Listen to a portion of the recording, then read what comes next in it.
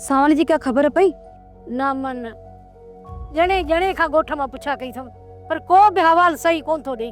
के था चवनि त धकु थोरो अथसि, के था चवनि त धकु घणो लॻो अथसि। हाणे इहा त रब खे ई ख़बर। मालिक साईं सावल जे सिर ॾांहुं ख़ैरु करे चाची, पर जेकॾहिं असां पुछूं त पुछूं बि कंहिंखां जेको असांखे सही ख़बर ॿुधाए। खां तोखे त ख़बर आहे त असांजा हिते सॼणा घटि ऐं दुश्मन घणा आहिनि।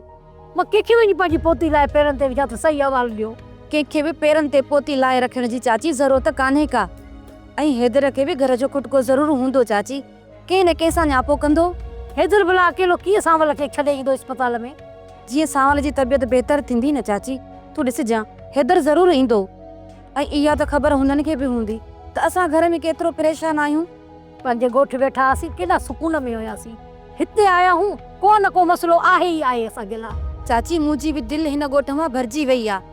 लॻो खेरनि सां सावल ठीकु थी घर अचे त चवंदीसांसि त लॾो खणी बसि हुन ॻोठ त हलो, घटि में घटि उते सुकून सां त हुआसीं चाची।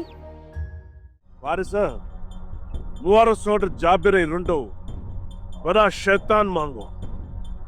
जैसे त ये मरंदा कोन न, इन ॻोठ में अमन बि कोन थींदो।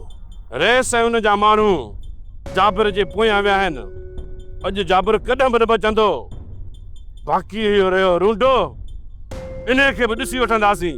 वारिस हिन महिल इन क्रमीणे रुंडे जे कुल्हे ते हथ मुराद ई शेरल रखियो आहे। सिकू तूं छा थो सम्झी?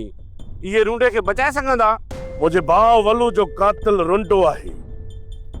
रईस ऐं सावल जे चंबे मां जेकर बची वियो न त उन कमीने खे मां ज़िंदा न छॾींदुसि। छो त सिकू जी सट मौत जो धक बस आई पूरा। बस मां फिलहाल चुप ऐं माट इन में आहियां जो रईस ऐं सावल रुंडे जे पोयां कात ऐं कुहाड़ा खयूं था वठनि। घोटिजी वेंदा सभई नंबरवार, घोटिजी वेंदा। वारिस मूंखे इहो ॿुधाए त सावल जो कुझु बचा थियो या धक ॾुखियो लॻी वियो अथसि? हुननि त मारण जी पूरी कोशिश कई, पर मालिक सां ई भलाई कई आहे। इहा त सावल जी ग़लती आहे जे कासिम ऐं जाबिर खे ज़िंदा छॾे ॾिनो।